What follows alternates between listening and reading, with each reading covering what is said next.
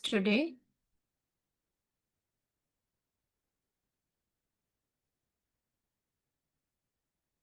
Mm.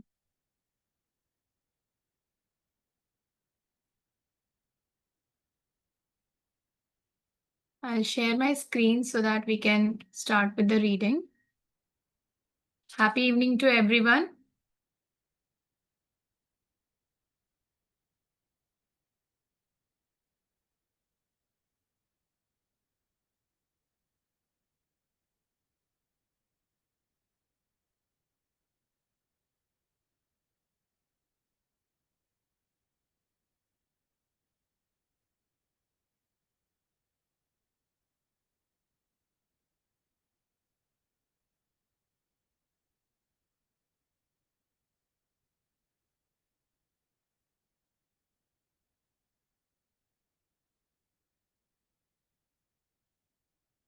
Is my screen visible now?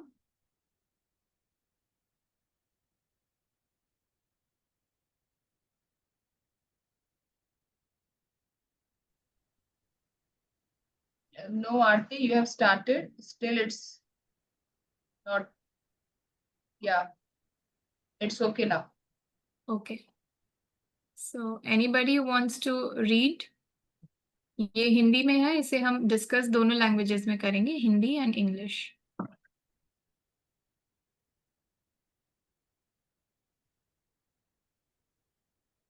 Okay, I'm going with. Okay. So, विशेष वक्तव्य. इस प्रकार इस ग्रंथ में बहुत ही थोड़े शब्दों में आत्म कल्याण के बहुत ही उपयोगी और प्रत्यक्ष उपाय बताए गए हैं. पाठकों को चाहिए कि ग्रंथ का रहस्य समझने के लिए उसे आधोपांत पढ़कर उस पर विचार करें. जिस किसी विषय का वर्णन प्रकारांतर से कई जगह हुआ हो, उसके सभी स्थलों पर दृष्टि डालकर पूर्वोपर के विरोधाभासों को मिटाकर उसकी संगति बैठावें. जब तक अपने मन में पूरा संतोष न हो जाए, तब तक उसकी खोज करते रहें.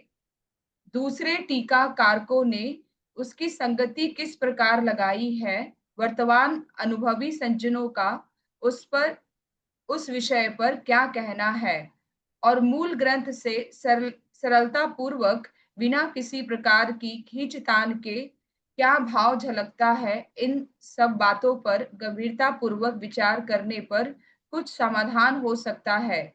जैसे विवेक ज्ञान का स्वरूप, उसके अवस्था भेद और फल आदि का आशय समझना हो तो प्रथम पाद के 48 और 49, द्वितीय पाद के 26 से 28, तृतीय पाद के 35, 36, सॉरी 35, 36, 49, 52, 53 और 54 तथा चतुर्थ पाद के 25, 26 और कैन यू स्क्रॉल अप.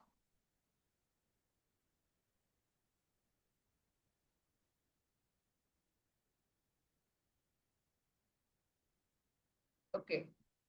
और 29, इस सब सूत्रों को सम्मुख रख कर उन पर विचार करना चाहिए. यदि अभिधा के स्वरूप का निर्णय करना हो तो प्रथम पाद के 8, द्वितीय पाद के 3, 4, 5, 12, 24 और 25 तथा चतुर्थ पाद के 11, 28 और 30, इन सब सूत्रों को सामने रखकर विचार करें.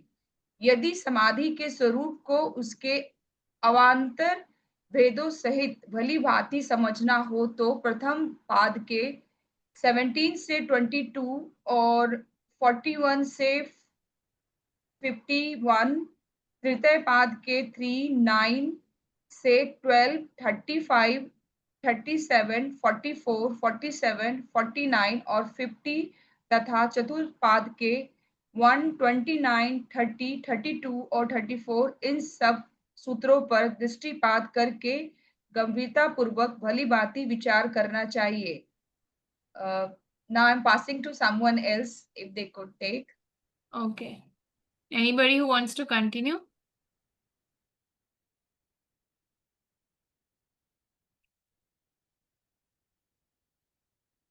ठीक है, मैं पढ़ती हूँ। इस प्रकार अन्यायन प्रसंगों का विवेचन करते समय भी तदिस तद विषयक समस्त सूत्रों पर ध्यान देना चाहिए। ऐसा करने से ग्रंथ का आशय समझने में बड़ी सुगमता होती है। यह मेरी अनुमान है। इस ग्रंथ में पुरुष विशेष ईश्वर का प्रतिपादन करके उसकी शरणागति को आत्म साक्षात्कार का कारण बताया है, परंतु उस ईश्वर को जानने का कोई भिन्न साधन नहीं बताया गया। इससे यह अनुमान किया जा सकता है कि वहां तक न तो मन, बुद्धि आदि प्राकृत तत्वों की पहुंच है और न उस प्रकृतिस्थ पुरुष की ही। वह एक प्रकृति से अलग विशुद्ध आत्म तत्व से ही प्रत्यक्ष किया जा सकता है, जैसा कि श्वेताश्वतरोपनिषद श्वेताश्वतरोपनिषद में कहा गया है। यदा तत्त्वेन न तु ब्राह्मण तत्त्वं दीपोपमेनेह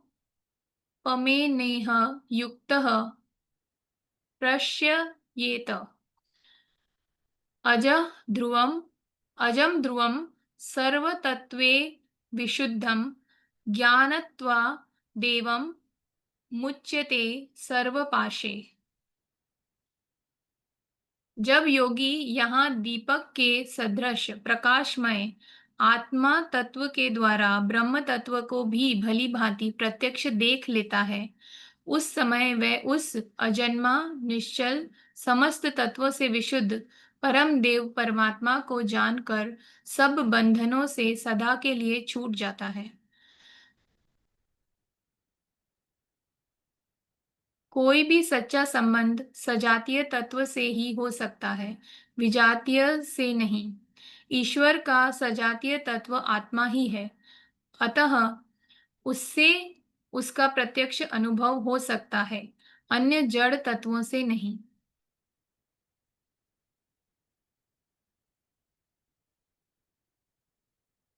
इस शास्त्र में प्रकृति के 24 भेद एवं आत्मा और ईश्वर इस प्रकार कुल 26 तत्व माने गए हैं। उनमें प्रकृति तो जड़ और परिणामशील है, अर्थात निरंतर परिवर्तन होना उसका धर्म है, तथा मुक्त पुरुष और ईश्वर ये दोनों नित्य चेतन स्वप्रकाश असंग देश कालातीत सर्वथा निर्विकार और अपरिणामी है। प्रकृति में बांधा हुआ पुरुष अल्पज्ञ, सुख दुखों का भोक्ता, अच्छी बुरी योनियों में जन्म लेने वाला और देश कालातीत होते हुए भी एक देसी सा माना गया है। इसके सिवा योग शास्त्र में वर्णित साधनों का प्रत्यय उपनिषद, गीता, भागवत आदि सभी धर्म ग्रंथ समर्थन करते हैं। अतः प्रत्येक साधक को इस ग्रंथ में बताए हुए साधनों का श्रद्धापूर्वक सेवन करना चाहिए। विनीत हरिकृष्ण दास गोयंदक गोयंदका।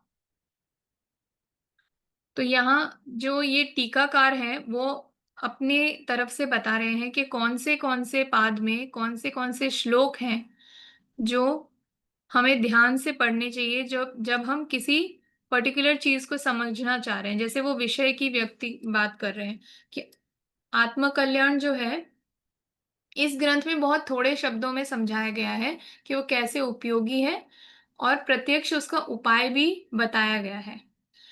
अब वो रीडर से ये एक्सपेक्ट करते हैं कि वो जब इसको पढ़ेंगे तो अपने आप से खुद भी इसको क्रिटिकली एग्जामिन करेंगे, और जो श्लोक इसमें दिए गए हैं और जो दूसरे टीकाकारों ने जो अपनी टिप्पणी दी हुई है उन सबको भी पढ़कर समझकर अपना खुद का एक अभ्यास करके, और जो विरोधाभास है उसको मिटाकर अपने अपनी दृष्टि से चीजों को समझने की कोशिश करेंगे। और जब तक पूरा मन में संतोष न हो जाए तब तक खोज करते रहेंगे। और उन्होंने हर एक चीज़ को बताया कि जैसे किसी भी प्रकार की खींचतान के भाव के बिना जो भी बातें हैं उन पर गंभीरता से विचार करके फिर कुछ समाधान हो सकता है। तो यहाँ पर विवेक ज्ञान का स्वरूप बताया है, उसमें जो आदि का अंश है वो समझाने के लिए प्रथम पाद के कुछ श्लोक बताएं, जैसे 48 और 49, और द्वितीय पाद के 26 से लेकर 28, तृतीय पाद के 35, 36, 49, 52, 53 और 54, और चतुर्थ पाद के 25, 26 और 29। तो इन सब स्रोतों में सम्मुख रखा गया है, उन पर विचार करना चाहिए।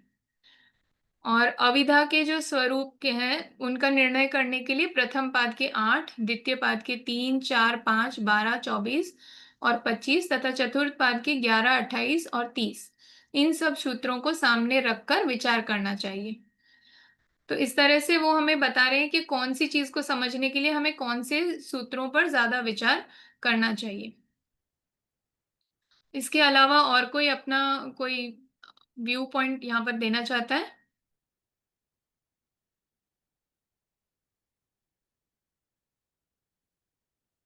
मेधा जी?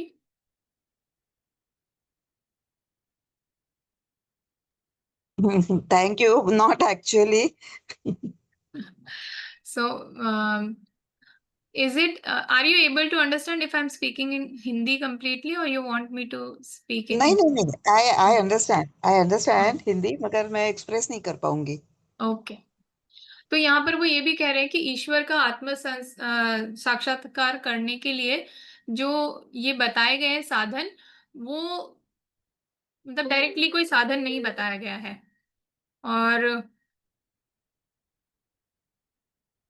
और ये भी है कि जो हम अगर ईश्वर का साक्षात्कार करना चाहते हैं तो उसके लिए हमें जो प्राकृतिक तत्व है उसके द्वारा ही, उसके थ्रू ही जाना होगा, और वो आत्मा है। तो अगर हम आत्मा के द्वारा जाते हैं तो ही हम उसके मतलब ईश्वर साक्षात्कार कर पाएंगे। यहाँ पर जैसे इस श्लोक को समझाया भी गया है कि जब योगी यहाँ दीपक के सदृश आत्मा तत्व के द्वारा ब्रह्म तत्व को भी भली भांति प्रत्यक्ष देख लेता है। ठीक है, जैसे आत्मा तत्व से वो एक, जैसे दीपक से हम देखते हैं ना किसी भी चीज को अंधेरे में, वैसे ही हम आत्मा के तत्व से ब्रह्म तत्व को देख लेते हैं जब प्रत्यक्ष सामने। तब वो अजन्मा निश्चल समस्त तत्व से विशुद्ध परम देव परमात्मा को जानकर फिर वो सारे बंधनों से मुक्त हो जाते हैं और हमेशा के लिए ये जो जीवन चक्र चलता है जन्म मृत्यु का, उससे छूट जाते हैं।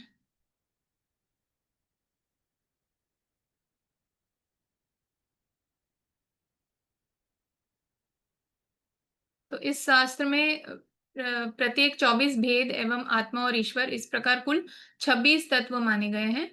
उनमें प्रकृति को जड़ और प्रमाणशील तथा निरंतर परिवर्तन होना उसका धर्म है, ऐसा माना गया है। मुक्त पुरुष और ईश्वर ये दोनों नित्य चेतन स्वप्रकाश असंग देव कालितीत सर्वथा निर्विकार और अप्रमाणी है। ठीक है। तो जो अल्पज्ञ होगा यानी जिसको ज्ञान नहीं होगी, जो बंधनों में बंधा हुआ है, वो सुख और दुख को भोगता है और अच्छी बुरी योनियों में जन्म लेता है और मरता है। वहीं पर जो अ, इन सब चीजों से मुक्त हो जाता है, वो फिर जन्म मरण के चक्र से भी छूट जाता है। और बहुत सारे जो योग शास्त्र हैं, जो दूसरे साधन दिए हुए हैं, उपनिषद, गीता, भागवत आदि, उन सभी धर्म ग्रंथों में भी इसका समर्थन किया गया है। तो आज हम अपना जो प्रथम श्लोक है उसको पढ़ेंगे। ये पूरी समाधि पाद की इंडेक्स है ये।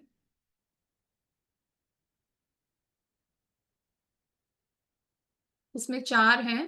जैसे पहला है समाधि पाद, और दूसरा है साधन पाद, तीसरा है हमारा विभूति पाद, और चौथा कैवल्य पाद। जैसे जैसे हम एक एक पढ़ते जाएंगे वैसे वैसे चीजें और ज्यादा साफ होती जाएंगी, समझने में आसानी होती जाएगी। और ये साधारण हिंदी में बताई गई है। बहुत छोटा सा श्लोक है। अथ योगानुशासनम, अथ मतलब अब, और योगानुशासनम मतलब परंपरागत योगी विषयक शास्त्र का अभ्यास आरंभ करते हैं। ठीक है। इस व्याख्यान में, इस सूत्र में महर्षि पतंजलि ने योग के साथ अनुशासन पद का प्रयोग करके योग शिक्षा की अनादिता सूचित की है, और अथ शब्द से उसके आरंभ करने की प्रतिज्ञा करके योग साधन की कर्तव्यता सूचित की है। तो इसमें वो संबंध क्या बता रहे हैं? इस प्रकार के योग शास्त्र के वर्णन की प्रतिज्ञा करके अब योग के समान लक्ष्य बतलाते हैं। तो वो हमें क्या बता रहे हैं कि जैसे ये जो है वो शास्त्र है एक पूरा, और इसके साथ में अनुशासन भी इस्तेमाल किया है कि डिसिप्लिन के साथ में इसे करना होता है। और अब यानी वो अभी इसका इनिशिएशन बता रहे हैं कि ये इनिशिएशन है, अभी ये स्टार्ट हो रहा है। Okay, so next one is योगश्च चित्तवृत्ति निरोधः। योगश्च चित्तवृत्ति निरोध, चित्त की वृत्तियों का निरोध, सर्वथा रुक जाना, निरोध यानी रुक जाना हमेशा के लिए। और योग, यहाँ पर योग है, तो योग क्या है? योग जो चित्त की वृत्तियां हैं, जो हमारे मन में विचार आते हैं अलग अलग, या फिर जो भी हमें परेशानी महसूस होती है, या जो मतलब जो डिजायर्स हैं, जो हमें अपने एक्चुअल जो पर्पस है हमारी लाइफ का, उससे हमें जो साइडलाइन करते हैं, जो हमें इधर उधर भटका देती हैं, वो सब हमारी चित्त की वृत्तियां हैं। तो उन सबको, उन सब का निरोध करना, उनको रोक देना हमेशा के लिए, वही योग है। तो व्याख्या क्या है? इस ग्रंथ में प्रधानता से चित्त की वृत्तियों के निरोध को ही योग नाम से कहा गया है। तो योग जो है, जो योग का संस्कृत मीनिंग होता है जुड़ना। किससे जुड़ रहे हैं हम? तो परमपिता परमात्मा से जुड़ रहे हैं। जो डिवाइन एनर्जी है, जो यूनिवर्सल एनर्जी है, we are connecting with that divine energy, that universal energy. We are joining our soul energy with that divine energy, that is yog. तो योग शब्द का जो ओरिजिन हुआ है वो युज धातु से हुआ है, संस्कृत के। जो चित्त की वृत्तियां हैं, यानी जो हमारे जो भी डिजायर्स हैं, या फिर जो भी अड़चने आती हैं बीच में, वो सब हमारी सेंसेस की वजह से आती हैं। तो उनका निरोध करना, उनको रोक देना ही योग है। ऐसा वो यहाँ पर योग का मीनिंग बताना चाह रहे हैं। इस ग्रंथ में प्रधानता से चित्त की वृत्तियों के निरोध को ही योग नाम से कहा गया है। संबंध योग शब्द की परिभाषा करके अब उसका सर्वोपरि फल बतलाते हैं। अब वो इसमें रिलेशन क्या बता रहे हैं कि वो योग शब्द की डेफिनेशन दे रहे हैं, और फिर उसको, उसका जो सर्वोपरि फल होगा, उससे क्या फल मिलेगा, वो भी वो बता रहे हैं। तदा दृष्टु स्वरूपे वस्थानमः,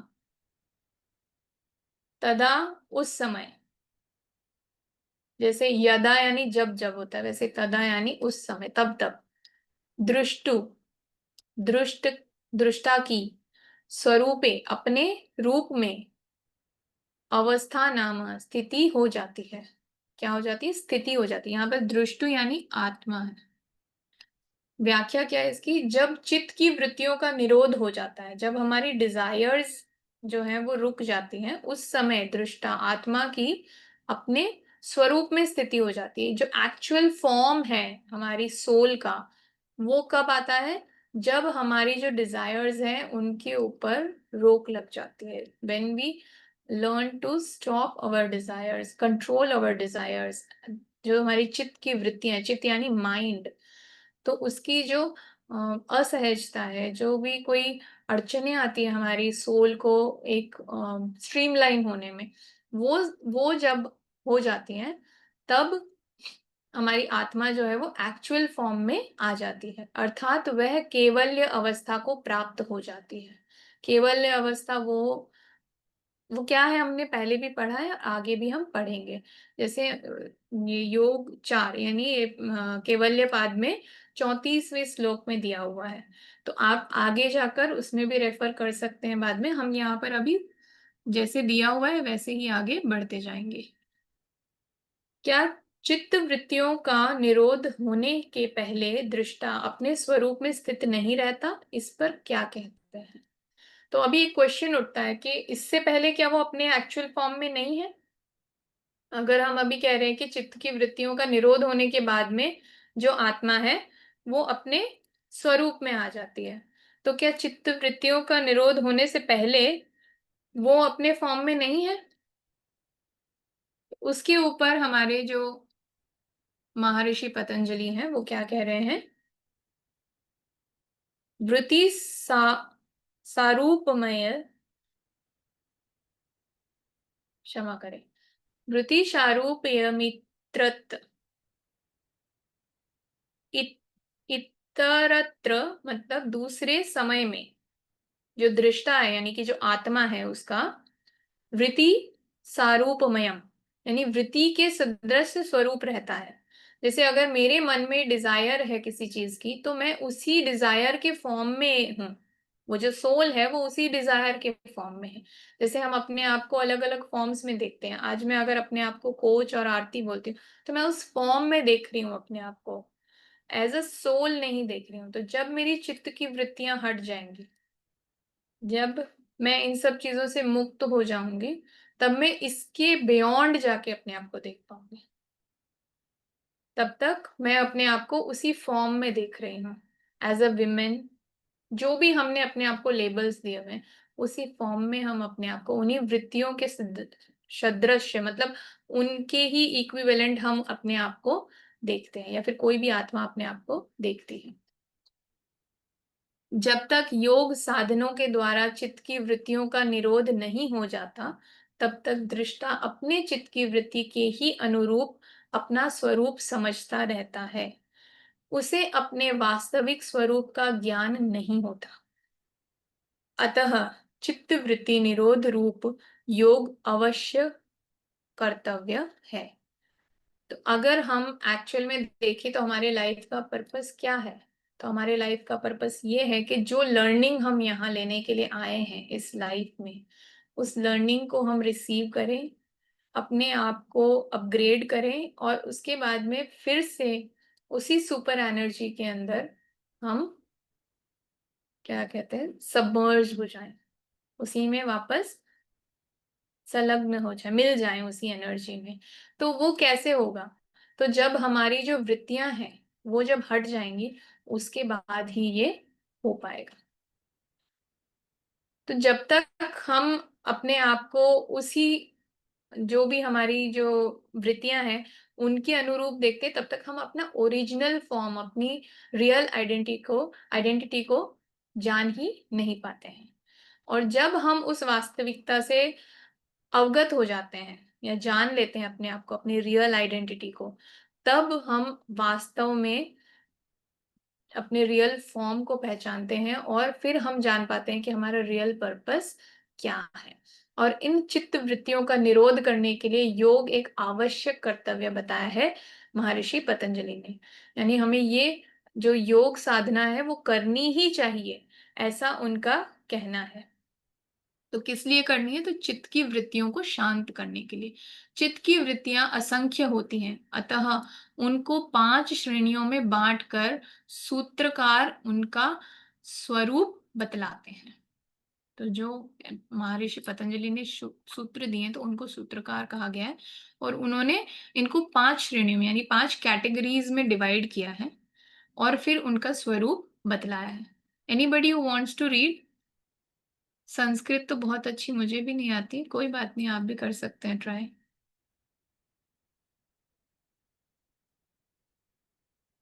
एनीवन? आईफोन, क्या नाम है आपका? आपने आईफोन से लॉगिन किया है?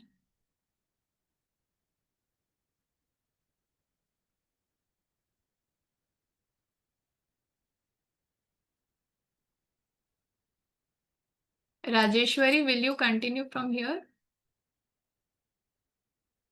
Yes, sure. ओके। वृत्ते पंचते क्लिष्टा क्लिष्टा उपयुक्त क्लिष्ट और अक्लिष्ट भेदों वाली वृत्तियां पंचतय 5 प्रकार की होती हैं। व्याख्या: ये चिक्ति वृत्तियां आगे वर्णन किए जाने वाले लक्षणों के अनुसार 5 प्रकार की होती हैं तथा हर प्रकार की वृत्ति के 2 भेद होते हैं। एक तो क्लिष्ट यानी अविदादि कलेशों को पुष्ट करने वाली और योग साधन में विघ्न रूप होती हैं तथा दूसरी अक्लिष्ट यानी कलेशों को क्षय करने वाली और योग साधन में सहायक होती हैं। साधक को चाहिए कि इस रहस्य को भली भांति समझकर पहले अक्लिष्ट वृत्तियों से क्लिष्ट वृत्तियों को हटावे, फिर उन अक्लिष्ट वृत्तियों का भी निरोध करके योग सिद्ध करे। संबंध उक्त 5 प्रकार की वृत्तियों के लक्षणों का वर्णन करने के लिए पहले उनके नाम बतलाते हैं। स्क्रॉल इट अप या पहले इसे समझ लेते हैं। राजेश्वरी, यू हैव हाँ। Your point two speak upon this. मेरे लिए इस बार थोड़ा सा ये है, आप समझा दीजिए, अगले बार से मैं थोड़ा सा। ठीक है, ठीक है। जो वृत्तियां हैं उनको यहाँ पर मेनली दो भेदों में बताया गया है, क्लिष्ट और अक्लिष्ट। जो क्लिष्ट है वो हमें जो हमारा लक्ष्य है उस तक पहुंचने में अड़चने डालती है, और जो अक्लिष्ट है वो हमें सुविधा प्रदान करती है। तो पहले तो यहाँ योग साधक को कहा गया है कि आप जो अक्लिष्ट हैं उनसे आप क्लिष्टों को खत्म कर लें, ठीक है। और उसके बाद में सॉरी, जो क्लिष्ट है उनको अक्लिष्टों से खत्म कर ले, और उसके बाद में जो अक्लिष्ट है उनको भी हम धीरे धीरे छोड़ते जाएं, हटाते जाएं, ताकि हम वाकई में योग को सिद्ध कर सकें, ठीक है। तो आगे उन्होंने 5 प्रकार की वृत्तियां बताई है, उनको भी हम समझ लेते हैं। ये समाधि पाद है, वो शुरू हो रहा है यहां से। Rajeshwari, please continue.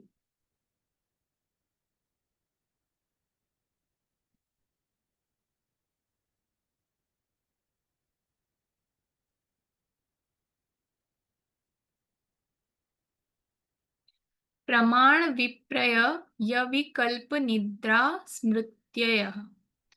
तो प्रमाण विप्रय यविकल्पनीय निद्रा स्मृत्यय, यहाँ पे प्रमाण, विप्रय, विकल्प, निद्रा और स्मृति, ये 5 वृत्तियां बताई है उन्होंने।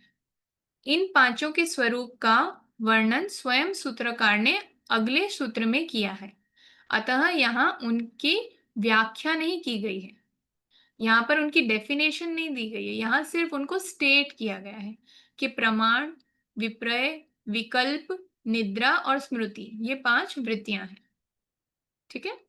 उपरोक्त 5 प्रकार की वृत्तियों में से प्रमाण वृत्ति के भेद बतलाए जाते हैं।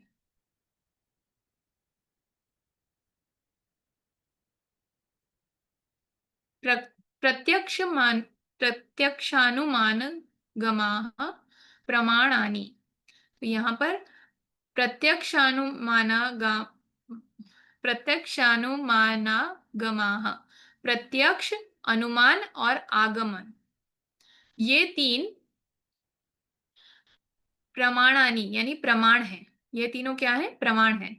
इसकी व्याख्या बताई गई है, प्रमाण वृत्ति 3 प्रकार की होती है, उसको इस प्रकार समझना चाहिए। प्रत्यक्ष प्रमाण: बुद्धि, मन और इंद्रियों के जानने में आने वाली जितनी भी पदार्थ हैं, उनका अंतःकरण और इंद्रियों के साथ बिना किसी व्यवधान के संबंध होने से जो भ्रांति तथा संशय रहित ज्ञान होता है, वह प्रत्यक्ष अनुभव से होने वाली प्रमाण वृत्ति है। तो यहाँ क्या कहा गया है कि प्रत्यक्ष प्रमाण, जो बुद्धि, मन और इंद्रियों के जानने में आने वाली जितने भी पदार्थ हैं, यानी जो हम अपने 5 सेंसेस से और अपने इंटेलेक्चुअल से जिन चीजों को समझ सकते हैं, उनका अंतःकरण और इंद्रियों के साथ बिना किसी व्यवधान के संबंध होने से जो भ्रांति या तथा संशय रहित ज्ञान होता है, वह प्रत्यक्ष अनुभव से होने वाली प्रमाण वृत्ति है।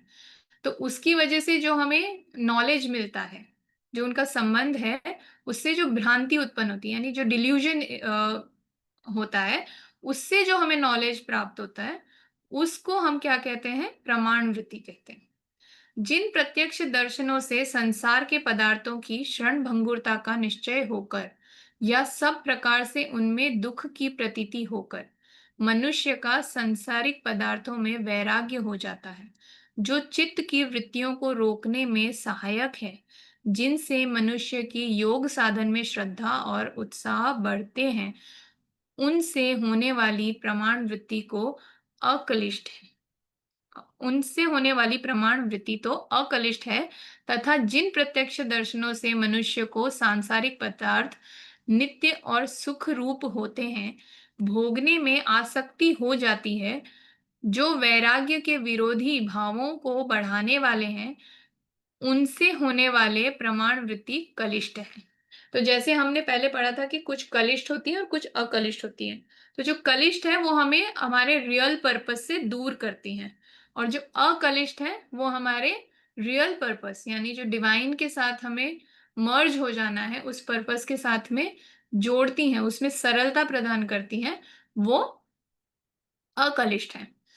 तो इसी तरह से यहाँ पर बताया कि जो भी नॉलेज हमें गेन होता है प्रमाण वृत्ति से, वो उनमें जो भी ऐसी हैं जो हमें योग साधना में श्रद्धा और उत्साह बढ़ाती हैं और वृत्तियों को रोकने में सहायक होती हैं, वो तो अकलिष्ठ हैं। और जो हमारे जो भोग हैं, भोग यानी जैसे आपने कुछ मान लीजिए जैसे आज हम रीडिंग कर रहे हैं, उस रीडिंग से हमें कुछ डिराइव होता है, कोई फल मिलता है हमें उसका, कि कोई हमें एप्रिशिएट कर रहा है, या फिर हम अपने आप में समझ रहे हैं कि ये मैंने कुछ अचीव किया है। तो ये सारे क्या हैं? ये भोग हैं। ये हमें जो फल मिल रहा है उसको पाकर हम अगर खुश होते हैं या उसको हम एन्जॉय करते हैं, तो ये सारी क्या हो जाती हैं? कलिष्ठ वृत्तियाँ हो जाती हैं। ठीक है? ये हमें क्या कर रही है? हमारे रियल पर्पस से हमें दूर कर रही है। जब भी हम उन चीज़ों से वैराग्य से विरोध भाव में जाते हैं, उसको बढ़ावा देते हैं, तो उनको प्रमाण वृत्ति की कलिष्ठ वृत्ति कहा जाता है।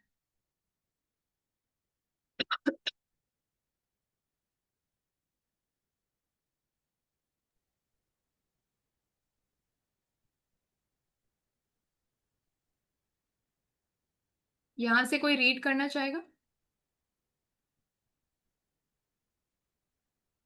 अनुमान प्रमाण ना? हाँ। Okay.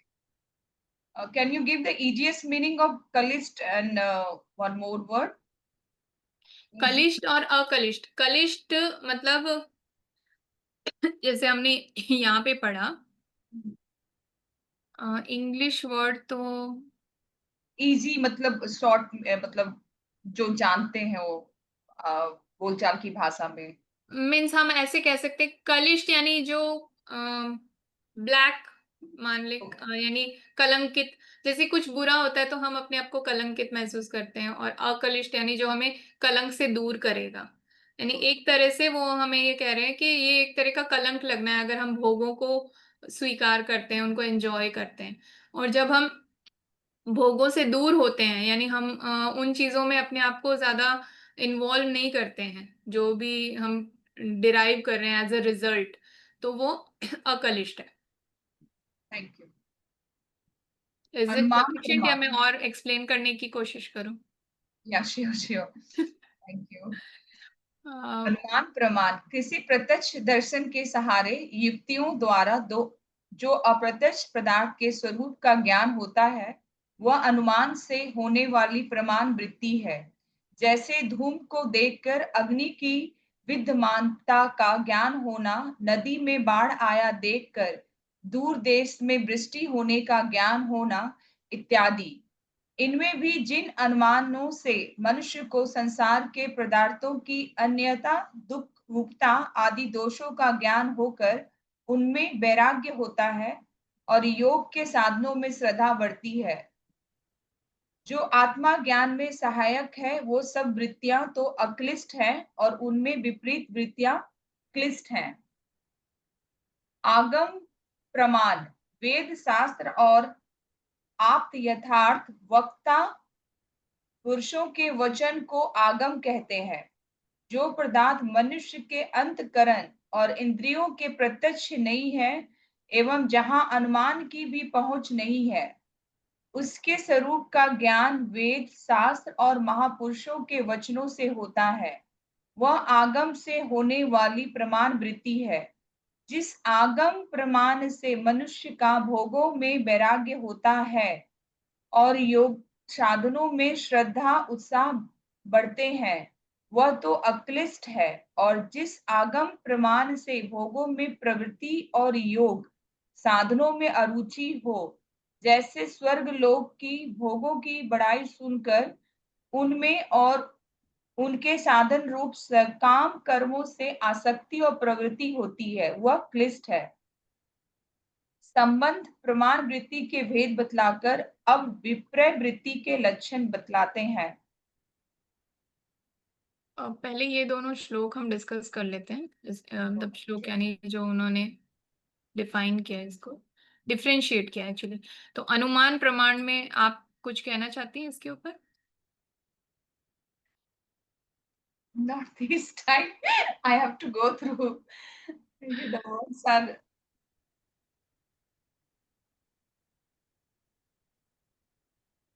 You carry art. Okay.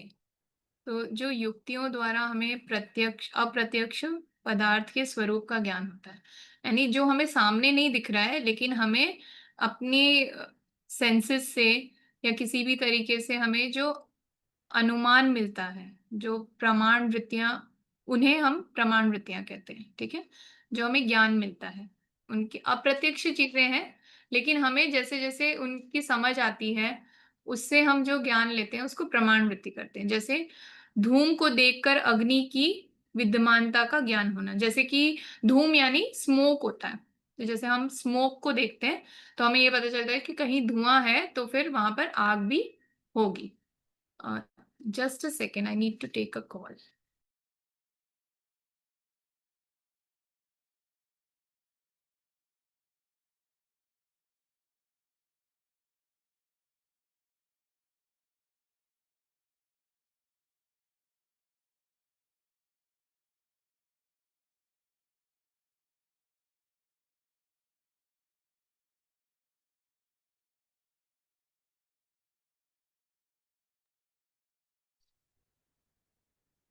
Okay.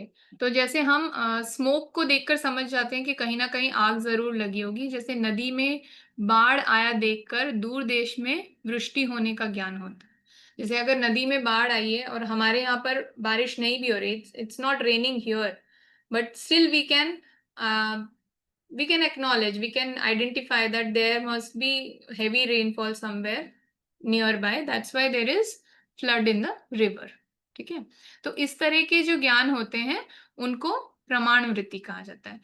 इनमें भी जिन अनुमानों से, यानी वी आर एज्यूमिंग, एजम्पशंस हो रहे हैं, अनुमानों से मनुष्यों को संसार के पदार्थों की अनियतता, दुख रूपता आदि दोषों का ज्ञान होकर उनमें वैराग्य होता है। इनमें भी जैसे ये जो एजम्पशन है उनमें भी जो इसमें वर्ल्डली जो डिजायर्स हमारी हैं, जो वर्ल्डली अकम्प्लिशमेंट्स हमारी हैं, उनको हम जब समझकर और ये समझ जाते हैं कि ये दोष हैं, उन दोषों का ज्ञान हो जाता है हमें, और ये भी समझ में आ जाता है कि ये सब दुख का कारण है, तब हम उससे वैराग्य को पा सकते हैं। उनमें हमें फिर बाद में डिटैचमेंट फील होना चाहिए। वैराग्य यानी डिटैचमेंट। और योग के साधनों में श्रद्धा बढ़ती है, और फिर उससे क्या होता है, जैसे हम डिटैच होते जाते हैं इन चीजों से, तो हमारी योग के साधनों में जो श्रद्धा है वो अपने आप बढ़ने लगती है। जो आत्मज्ञान में सहायक है वो हमारे जो आत्मज्ञान यानी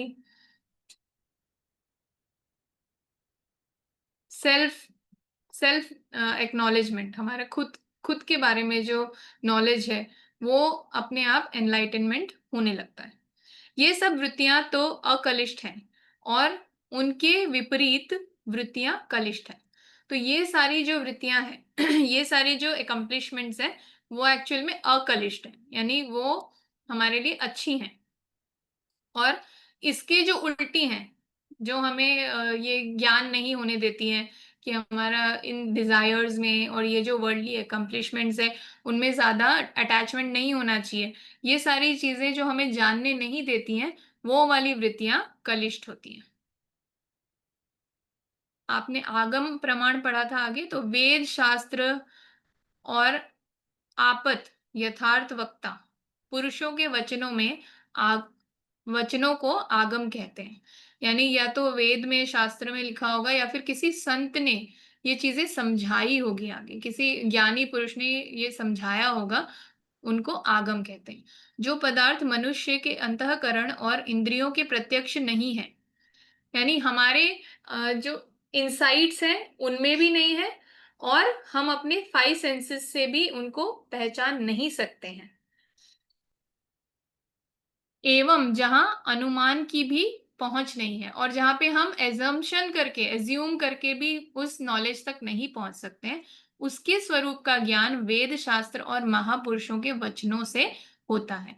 तो वो वाले जो स्वरूप यानी उसके फॉर्म का जो नॉलेज है, वो हमें कहाँ से मिलता है? तो वेद में से, शास्त्रों में से और जो डिवाइन सोल्स हैं, जो पहले महर्षि रहे हैं, उनके उनके जो वचन यानी उनके कहीं उन्होंने कुछ कहा होगा, अपने डिसाइपल्स को समझाया होगा, वो आगे वो नॉलेज पास ऑन हुआ होगा, वहाँ से हमें आगम से होने वाले प्रमाण वृत्ति है। आगम यानी आगे आना और आगे बढ़ना, तो वो इस तरह से आगे बढ़ाया जाता है। जिस आगमन प्रमाण से मनुष्य का भोग में वैराग्य होता है। अब ये भोग यानी अगेन वही कि हमने कुछ अचीव किया और उसको हम चेरिश कर रहे हैं, उसको हम कंज्यूम कर रहे हैं, तो दैट इज भोग। जैसे आइसक्रीम खाना भी एक तरह से हम कहते हैं भोग है। जैसे हमें कोई अप्रिशिएट कर रहा है तो उसको भी हम अगर एंजॉय कर रहे हैं तो वो भी भोग करना हुआ। तो इस तरह से ये जो आगम प्रमाण है, उससे जो हमें नॉलेज मिलता है, उससे हमारा ये सारे जो एन्जॉयमेंट्स है या फिर जो हम इनको भोगों को भोगते हैं, उनसे हमारा डिटैचमेंट हो जाता है। और योग साधनों में श्रद्धा, उत्साह बढ़ाते हैं। तो जैसे-जैसे हम इस नॉलेज को रिसीव करते हैं, तो हमारा योग साधन में और भी ज़्यादा अ डिवोशन हो जाता है और भी ज़्यादा हमारा एक्साइटमेंट बढ़ता है कि हमें और सीखना है। वह तो अकलिष्ठ हैं, ये सारे क्या हैं? अकलिष्ठ हैं। और जिन आगम प्रमाण से भोगों में वृत्ति और योग साधन में अरुचि होती है और जिनकी वजह से हमारी भोगों में और रुचि बढ़ती है और हमें मन का और मिले और हम एन्जॉय करें और हम रिलैक्स करें, लग्ज़री को और ज़्यादा एन्जॉय करें।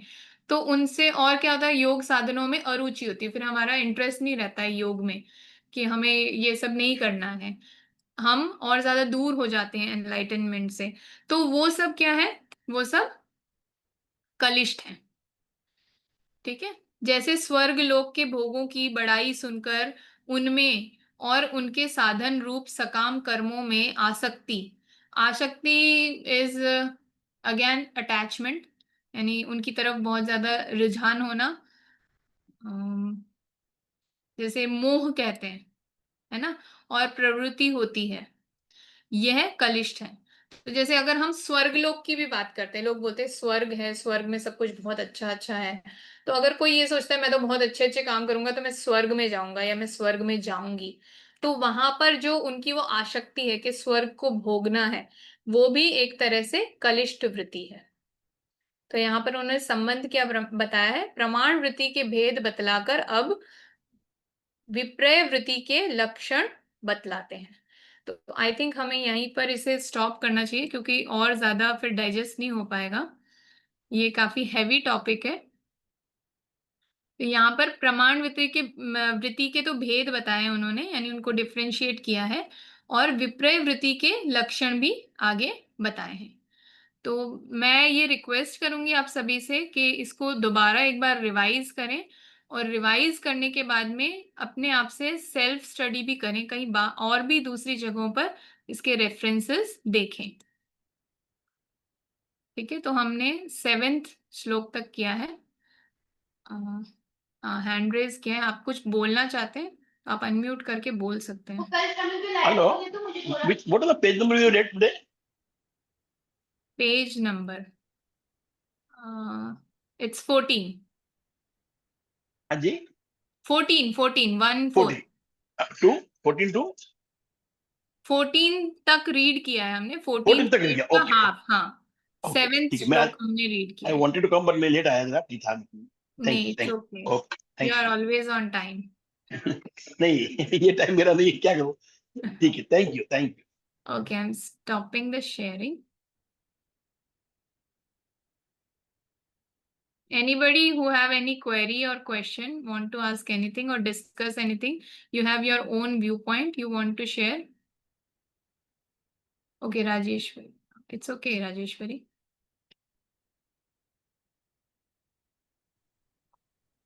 Anybody who wants to share? चलो आरती, Yes, Pinaki ji, please share. मुझे देखो सीधा सीधा यही समझ में आया कि चिंतन करो और जी। डिटैच रहो। इतनी एक सी लाइन बात में समझ में आपने आया। 7 श्लोकों का क्या एक क्या लाइन में बता चिंतन दिया। करो। सत चिंतन करो, सो सच्चिदानंद, यस, सच्चिदानंद, ओके। सो सच्चिदानंद स्टेट में रहो और डिटैच रहो। जी। Good good good, yes. Summary of the day. Thank you हाँ, पिनाकी जी। और कोई कुछ कहना चाहता है? Can everyone come on camera for a second so I can take a screenshot? At least don't leave if you don't want to come on camera. Okay. Rajeshwari, there is glare from behind. Your face is not visible. Okay, thank you.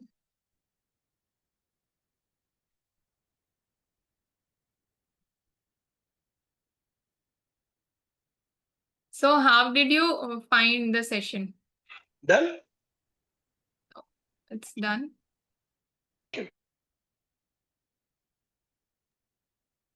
yes, the session is very enriching. So, like I joined almost about half an hour after the session is on because I have some other engagements.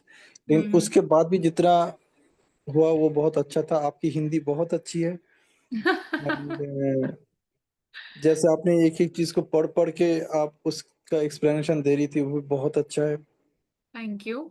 एक चीज के साथ मैं connect कर पाया, जैसे अभी हम लोग संडे को पढ़ रहे हैं बिकमिंग सुपरनैचुरल बाय जो डिस्पेंजा। वहाँ पे वो एक सुपरनैचुरल एक्सपीरियंस की बात कर रहे हैं, जहाँ पे वो बोलते हैं कि देखिए कुछ चीजें जो हमारे एग्जिस्टिंग जो नॉलेज है उसके बाहर है। एग्जिस्टिंग नॉलेज को समझने के लिए जो भी हमारे पास वोकेबुलरी अभी है उससे हम कोशिश करते हैं उसको समझने की, और उसके बाहर का जो एक्सपीरियंस है जैसे which is there in this old scriptures, Yes. वो है क्या, वो वही है कि वो अपने तरीके से उसको एक्सप्लेन करने की कोशिश की उस वक्त जो उनके पास वोकेबुलरी था उसके आधार पे। इसीलिए हमें उसको एनालाइज करना पड़ता है, डिटेल में जाना पड़ता है। इसीलिए if you talk about Bhagavad Gita, उसके इतने सारे एक्सप्लेनेशन है। It's not a single explanation. हर कोई अपने अपनी दृष्टि से देख रहे हैं, हर कोई अपने अपनी इंटरप्रिटेशन से देख रहे हैं। सिमिलरली ये जो अभी आप पढ़ रही थी, इसमें भी जो शब्दों का इस्तेमाल हुआ है, these are not normal Hindi words. कुछ कुछ शब्द ऐसे हैं, है ना। तो हो सकती है किसी और लैंग्वेज से आया होगा, eventually it got there and somehow this gentleman या जो भी ऑथर हैं उन्होंने, महर्षि पतंजलि। महर्षि पतंजलि, उन्होंने अपनी तरफ से कोशिश की अपना एक्सपीरियंस को शेयर करने का, अपने परसेप्शन को शेयर करने का, और उसको शेयर करने के लिए जो भी शब्द उनको उस वक्त उचित लगा उन्होंने वही मेंशन किया अपने टेक्स्ट में, और उसी का हम लोग अभी इंटरप्रिटेशन निकाल रहे हैं। वो इंटरप्रिटेशन जो आप दे रहे हो वो बहुत ही अच्छा है, ये मैं कहने की कोशिश कर रहा हूँ। Thank you, thank you. Maharshi Patanjali ji actual में योग शास्त्र के लेखक हैं। उन्होंने योग दर्शन शास्त्र लिखा हुआ है और उन्होंने अलग अलग जो वेद हैं अलग-अलग शास्त्र हैं, उनका अध्ययन करके फिर उसमें से जो नॉलेज उन्होंने एक्यूमुलेट किया, जो उनकी अंडरस्टैंडिंग थी, उनके इनसाइट्स थे, उनके साथ कंबाइन करके फिर जो प्रैक्टिसेस फॉलो करनी चाहिए, वो प्रैक्टिसेस भी उन्होंने बताए हैं। जो आज मॉडर्न हम योग कर रहे हैं, उसमें बहुत सारे प्रैक्टिसेस मिसिंग भी हैं, फिर भी काफ़ी चीज़ें फॉलो भी हो रही हैं। तो जब हम वो प्रैक्टिसेस फॉलो करते हैं, तो हम एक्चुअल में जो डिवाइन है, उनसे कनेक्ट होने की कोशिश करते हैं। And the difficult part is कि योग शास्त्र से जब आप कनेक्ट करने की कोशिश करते हैं, तो इट टेक्स टाइम। तो मोस्टली जैसे हम 7 सेंटर्स की बात करते हैं, एनर्जी सेंटर्स की, जो आपने डॉक्टर जो डिस्पेंजा की बुक में भी पढ़े होंगे कि देयर आर 7 सेंटर्स। तो उसमें भी वो यही बता रहे हैं कि एनर्जी सेंटर्स जो हैं, उनको अलाइन करना होता है और फिर बाद में हम जो डिवाइन एनर्जी उससे कनेक्ट कर पाते हैं। तो हम मुश्किल से 3 तक पहुँच पाते हैं। 4th यानी कि हार्ट तक पहुँचते-पहुँचते बहुत टाइम लग जाता है, अगर हम योग शास्त्र को प्रैक्टिस करते हुए जाते हैं। हाँ, हिरानी जी हम बात करेंगे 1 मिनट, लेट मी कंप्लीट। तो उसमें क्या है कि योग शास्त्र में काफ़ी सारे नियम, यम, नियम, आसन, प्राणायाम, प्रत्याहार, इस तरह से काफ़ी सारी चीज़ें बताई गई हैं। उन सबको अष्टांग योग को फॉलो जब हम करते हैं, कंप्लीटली अपनी लाइफ में अच्छे से उतार लेते हैं, तब हम वहाँ तक पहुँच पाते हैं। तो वो सब लोग नहीं कर पाते हैं। इसीलिए योग से हमें बढ़ना तो चाहिए, योग साधन का प्रयोग ज़रूर करना चाहिए, लेकिन सबसे आसान मार्ग जो बताया गया है, वो है भक्ति मार्ग। उससे हम बहुत आसानी से जो डिवाइन है, उनसे कनेक्ट हो पाते हैं। करेक्ट। ठीक है? और इसके अलावा आपने कुछ बोला था, तब मैंने आपको इंटरप्ट नहीं किया। मे बी कभी और फिर से कनेक्ट कर पाएँगे। हाँ, हरीश जी आप बोलिए। एक बार फिर से सब लोग कैमरा ऑन करेंगे क्योंकि वो स्क्रीनशॉट नहीं आ पाया properly. Okay. Just a second, just. Thank you so much. नहीं, मैं बोल रहा था, इन्होंने बात किया ना पिनाकी जी ने भाषा की और उसकी लिमिटेशन। तो संस्कृत भाषा मेरे हिसाब से जो बोला जाता है कि आज भी बहुत ही प्रचलित है और बहुत ही उसमें मतलब इतना मतलब शब्द इतने हैं उसमें जो बाकी भाषा में व्यक्त करना बहुत मुश्किल है। संस्कृत में जो व्यक्त कर सकते हैं बाकी भाषा में शायद कर सकते हैं। और वहां पर पहले पाली भाषा भी थी, संस्कृत जो और एक भाषा याद नहीं, और सब भाषा में इनका अनुवादन बाद में हिंदी में हुआ है सब चीज का। तो इट इज जी। पॉसिबल कि वो भाषा से हिंदी भाषा में इतने वर्ड नहीं होंगे, पर पहले की भाषा बहुत जबरदस्त थी। बस उसके लिए और कुछ नहीं। Thank you. हाँ, मैं वही बोलना चाह रही थी। जब उन्होंने बोला तो मैंने इंटरप्ट नहीं किया। एक बार सब रेखा जी या स्नेहा जी जो भी हैं, एक बार इधर देखिएगा प्लीज़। हाँ। Pinaki ji, please switch on your camera just once. I don't know how it is not taking a snapshot. Okay, smile.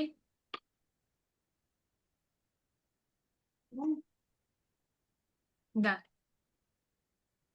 Okay, तो मैं यही कह रही थी कि संस्कृत भाषा जो है वो एक्चुअल में बहुत ज़्यादा गूढ़ भाषा है, जिसका एक्चुअल मीनिंग हमें नहीं आता है। तो इस वजह से हम चीज़ों को समझ नहीं पा रहे हैं। हमें नहीं समझ आ रहा है कि क्या है वो एक्चुअल में। इस वजह से कई सारी जो है इनके वर्जन्स हो गए हैं। सबने अपने-अपने इंटेलेक्चुअल से अपनी डेफिनिशंस बनाई हैं, अपना एक्सप्लेनेशन बनाया है। एक बहुत अच्छा वीडियो मैंने देखा था कि जो हम अपनी आईज़ से देख रहे हैं ना, मेटाफिज़िकल वर्ल्ड, उसी को हम सच मान रहे हैं, जबकि और बहुत सारी चीज़ें ऐसी हैं जो एक्ज़िस्ट करती हैं, जिनको हम ना तो देख पा रहे हैं, ना जान पा रहे हैं, ना समझ पा रहे हैं। अगर हम अपने शास्त्रों में और कुछ ऐसे ग्रंथों में हम अगर पढ़ते हैं तो हमें उसमें ये भी पता चलता है कि एग्ज़िस्ट करते हैं गंधर्व। कुछ जैसे कुछ और रिलिजन्स है जहाँ पर जिन का एग्ज़िस्टेंस भी बताया गया है। तो वो सारी चीज़ें हमारे समझ के और हमारी जो विज़ुअल कैपेसिटी है उसके परे है, इसीलिए हम उनको नहीं समझ पाते। यस, नेहा जी।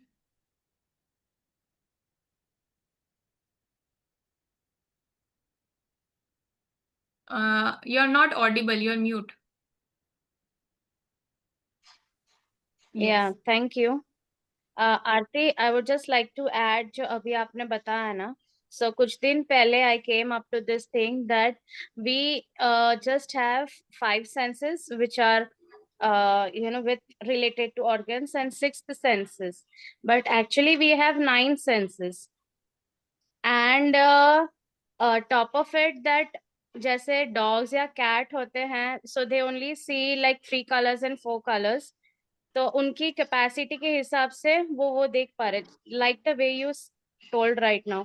तो हमारे पास भी जो है, so we are just able to understand in our capacity.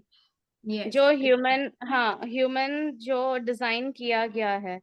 So in that case it is true that वो मल्टीवर्स जो है, जितनी universe is just like one universe. We could be microorganism in the bigger universe. It is Yes. our imagination. Like जैसे हम cell से बनते हैं. So it is a nucleus and then there is an atom.